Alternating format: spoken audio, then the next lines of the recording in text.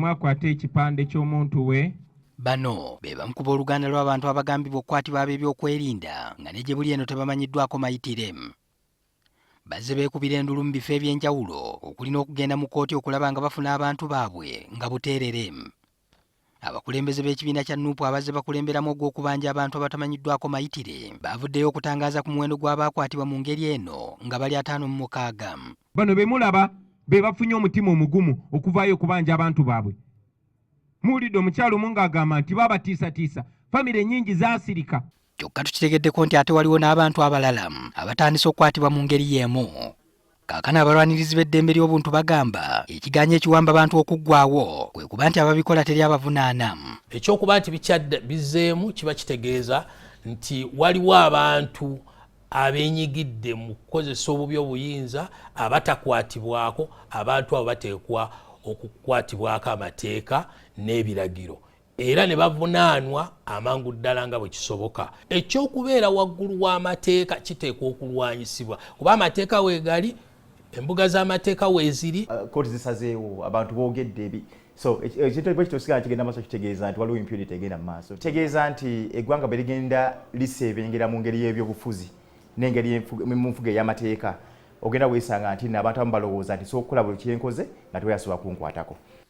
Okubeera n'obubinja bw'ebitongole by'ebyokwerinda obw'enjawulo ng'ate birimu n'obutawuliziganya bagamba nakyo kyongedde okusajjula embeera.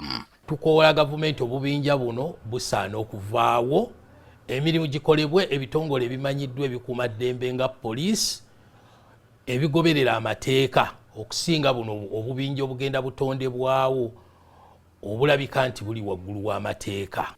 Kyokka abalwanirizi b'eddembe basabye ababanja abantu baabwe baleme kupondooka. Tulina kwongera buwongezi kulaba nti tulemera ku mulamwa era tujja kwongera okubeera ku mulamwa. Tulina okwekubira enduulu, tulina okwoga, tuyinza kusirika busisi n'ogamba nti bannange gundi bamukutte kansirike. So tulina okuloopa nga bwe kisoboka, bakwata omuntu wo onogenda ku poliisi n'omunoonya, onogenda mu kkooti n'oteekayo omusango, onokola buli ky'osobola n'obitwalako mu bamawulire n'obitwalako mu bantu ab'enjawulo ne weekalakaasaako ko n'ogamba bannange kino tekisoboka kukolebwa bweki. Naye bwe tunasiika obusirisi kijja kutegeeza nti gavumenti ejja kugenda maaso n'impunity nga bw'ebadde egikola. Bagamba nti ne bwe biba nga bigaanye basobola okunoonya obwenkanya ebweru w'eggwanga. Working group on arbitrary detentions, kitongole kya mawanga magatte, United Nations, weekiri okukola omulimu ogwo. Ate kyo kyetaagisa na lawyer. Omuntu yenna nga nze obagwa asogera n'awandiikayo ebbaluwa n'agamba nekiro kyekibaddewo n'agissa ku email n'etuuka ne bamuwa obwenkanya wandi balaga gavumenti ekole kyerina okukola. Egamba otunula enkola ey'amateeka olina kgenda mu kkooti, olina kgenda mu Uganda Human Rights Commission, olina kgenda oba kati mu kkooti ey'ensi yonna.